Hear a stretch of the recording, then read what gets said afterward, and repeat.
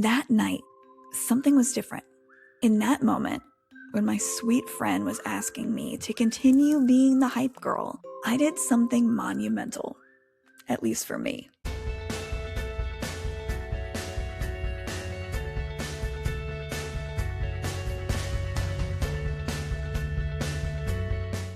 Hey friends, welcome back. I'm Rachel Harris, and this is the Joyful Rebel Podcast.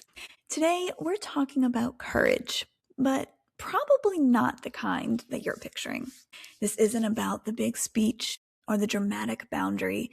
I'm not sharing about typical assertiveness, and not even the "and then everyone clapped" moment. The kind of courage that I want to talk about today often sounds more like a whisper than a roar. But that doesn't diminish its power or the ripples it leaves behind. Here's something that I've learned along the way. Most of the courage that actually changes our lives, the actions that really move the needle and we remember as mile markers, they don't start with what we say. Life-changing courage most often starts with what we decide internally. The moment that you stop negotiating with yourself, that moment that you stop rehearsing courage and you start choosing it. In the Restory arc, that's what I call courage chosen. I want to tell you about a moment earlier this year that really surprised me. Not because it was dramatic, but because it was real. And because it is now going to be a permanent fixture in my reclamation journey. Earlier this year, me and my husband were at a big gala event with our friends. There was a live band, and for those of you who know me or have followed my writing career for some time, it'll come as zero surprise that I was dancing. A lot. I'm talking over 3 hours straight. There were times that I was the only person on the dance floor, and honestly, I loved it. Being the hype girl has kind of always been part of my identity. And I like being that person. I like making people smile or up-leveling the mood of a room, especially now that I've reclaimed joy as being a spiritual gift and my superpower. I own that role. But it does come with an unspoken pressure to always be on. So here we are at the gala. The band's packing up, and I've been dancing for 3 hours straight in heels for some silly reason. My feet hurt. I was sweaty. Girls, you understand what I mean when I say that all I wanted to do at that moment was go upstairs to the hotel room, kick off those vicious heels, and whip off that disgusting bra, and just call it a night. I was done. That's when a good friend came over to me and she said that she and a few of our other friends were going to be heading to the hotel's basement club and that I needed to come too. I hesitated and she nudged a little, not in a bad way and not in a pushy way, just a "I want to spend more time with you" way. And this was our thing. It's my thing with a lot of people, to be honest. And in the past, I would have gone, not because I necessarily wanted to, but because I didn't want to disappoint anyone. Okay, real talk. Sometimes when I've given in and said yes, when I really wanted to say no, it wasn't only for them. It was also fear of missing out or missing connection. FOMO is real, y'all. It's real. But that night, something was different.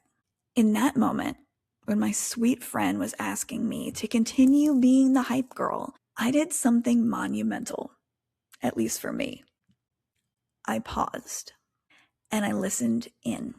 By this point in my journey, I'd been doing months of deeper heart work, and I felt confident and safe enough to actually listen to what my body and my mind were telling me in that moment, rather than live from a place of fear of judgment or hurting someone's feelings. As for FOMO, I'd already had a great night. I knew more great nights were ahead, and I trusted myself to let that be enough. So instead of pushing past my own limits and saying yes when I wanted to say no, and instead of explaining or apologizing along with a no, I exhaled I smiled. And then I said, "You win." 2 words. 2 words that honestly felt like 45 years of courage building. My sweet friend blinked at me, rightly confused. I think she even said, "Huh?" And so I elaborated. "You're tonight's hype girl and officially the queen of the gala. You win." And here's the thing. My tone wasn't snarky or passive aggressive or defensive. It wasn't sharp or resentful. It was playful and warm, and it was genuine. It was embodied. And it was obvious from my tone, my posture, my delivery, and my confidence that my words came from a place of owning my energy in that moment.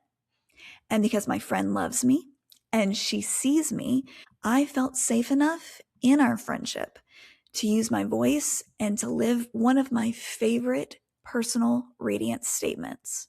If I say no, I say yes to me. Here's why that moment mattered so much to me.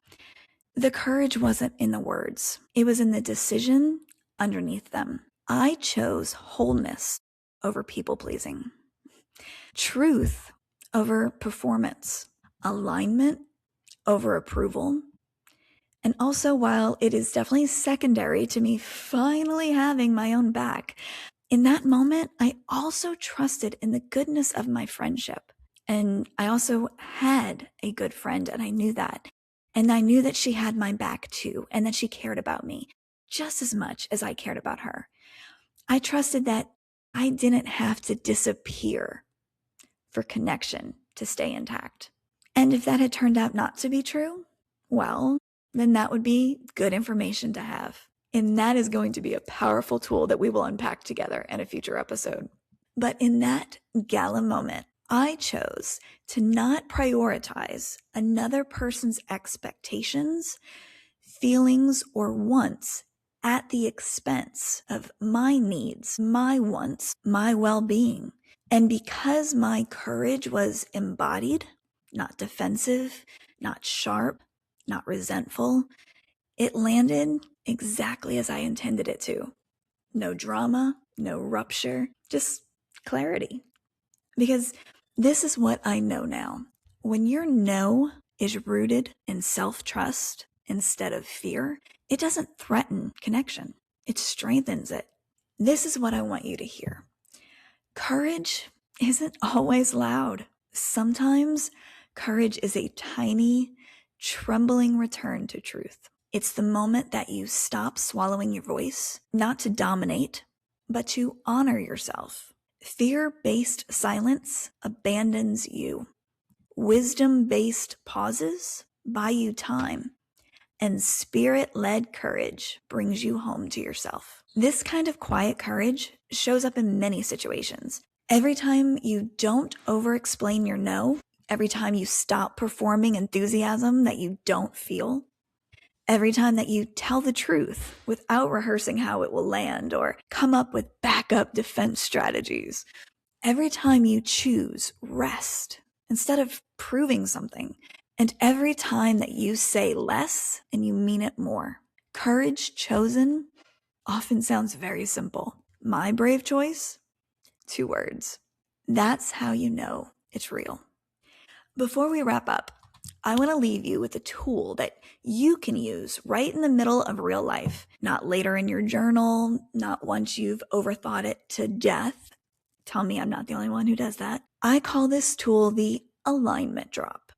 When you're standing in a moment where you feel torn, when part of you wants to say yes and part of you feels done or wants to say no, I invite you to pause and listen inward to what your body needs and to the story that you're telling yourself at that moment. In my last episode, we introduced the idea of the inner storyteller and how most of us are living inside stories that we didn't consciously choose. But the moment a woman becomes aware of that story, she can reclaim the pen and regain agency. So the next step in the alignment drop, you've paused, you've listened inward, you've listened to the story you're telling yourself. And now I want you to ask yourself, If I say yes to this, do I stay with myself or abandon myself? Put another way, am I honoring myself or neglecting myself with this choice? Are we sending our minds and our bodies the message that other people matter more than ourselves? That's it. That's the question, and that's the tool. Because again, sometimes courage isn't about doing the hard thing, the loud thing, the big theatrical thing. Sometimes courage is about not diminishing yourself out of habit. And if staying with yourself means rest or silence or a simple kind no, that counts. That is courage chosen. So, sweet sister, let me ask you something. Where have you been rehearsing courage, but not quite living it yet? What would it look like to choose truth, to choose you just once this week? Here are your permission slips for the week. You're allowed to stop self-abandoning, even if it's what everyone expects from you. You're allowed to let enough actually be enough. You're allowed to choose courage without spectacle. A whisper can still change everything. Next week, we're talking about what happens when courage becomes a practice and how to build spaces, rhythms, and relationships where truth is safe to speak. Because courage doesn't end with one brave moment. It becomes a way of life. Until then, honor what's real, trust your body, pause and listen to your inner storyteller, and don't shrink. I'll meet you back here.